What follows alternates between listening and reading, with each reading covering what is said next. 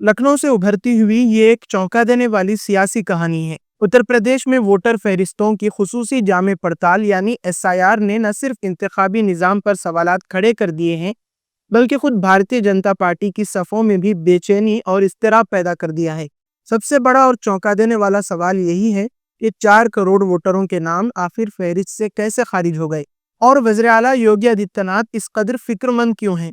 इत्तलात के मुताबिक योगी आदित्यनाथ ने पार्टी की मरकजी और रियासती क़ियादत को वाज़ेह तौर पर मुतनब्बे किया है कि फहरिस्त से खारिज किए गए वोटरों में से 85 ता 90% रिवायती तौर पर बीजेपी के हामी हैं। उनका खदशा है कि अगर यही सूरत हाल बरकरार रही तो 2027 की रियासती असेंबली के साथ आइंदा लोकसभा इंतखाबात भी मुतासर हो सकते हैं। योगी के करीबी हल्के इसे महज इंतजामी मसला नहीं समझते, बल्कि इसे एक गहरी सियासी अलामत के तौर पर देख रहे हैं। पार्टी ज़राए बताते हैं कि इस बहरान की जड़ उस वक्त सामने आई जब खुद बीजेपी कारकुनान और हामी तबकात एसआईआर के अमल से गैर दिलचस्पी बरतने लगे। बहुत से लोगों ने फॉर्म तो हासिल किए मगर जमा नहीं कराए, और एक बड़ा तबका ऐसा भी है जिसने फॉर्म लेना ही मुनासिब न समझा। कहा जा रहा है कि उनमें दो ग्रोह नुमाया हैं। एक वो छोटे ताजिर और मुतवस्सित कारोबारी तबका जो बीजेपी का मजबूत वोट बैंक समझा जाता था मगर मुआशी जमूद और कारोबारी सुस्त रवि के बाइस मायूसी का शिकार है, और दूसरा वो तबका जिसने पार्टी को माली और इंतखाबी ताउन तो दिया मगर वादा की गई नौकरियां और मुराद न मिल सकी। इन दोनों ग्रोहों के रवैये ने सूरत हाल को मजीद पेचीदा बना दिया है। सरकारी आदादो शुमार ये बताते हैं कि वोटरों की कुल तादाद 15 करोड़ 44 लाख से घटकर तकरीबन 12 करोड़ रह गई है। ये महज एक अददी कमी नहीं बल्कि इंतखाबी सियासत के तवाज़ुन में एक बड़ी दरार की अलामत है। योगी आदित्यनाथ ने यह मामला कौमी क़ियादत के सामने रखा, मगर उनके हामियों के मुताबिक इस पर कोई फैसला कुन पेशरफ्त नहीं हुई। यही खामोशी, इसी ताख़ीर ने एक और सवाल को जन्म दिया, क्या ये सब कुछ वाकई इंतज़ामी गफलत का नतीजा है या कहीं ये अंदरूनी सियासी मनसूबाबंदी से तो नहीं जुड़ा।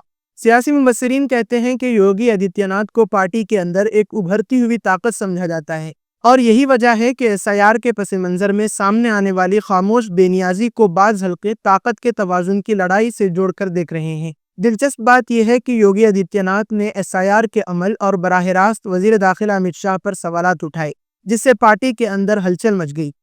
उन्होंने कहा कि 4 करोड़ वोटरों के नाम निकाल लिए गए हैं। पहले फहरिस्त में 15 करोड़ 44 लाख नाम थे, जो अब घटकर 12 करोड़ रह गए हैं। इनमें से 85 ता 90% हमारे अपने लोग हैं। उनके ये रिमार्क्स बीजेपी और आरएसएस क़ियादत के लिए चौंका देने वाले साबित हुए।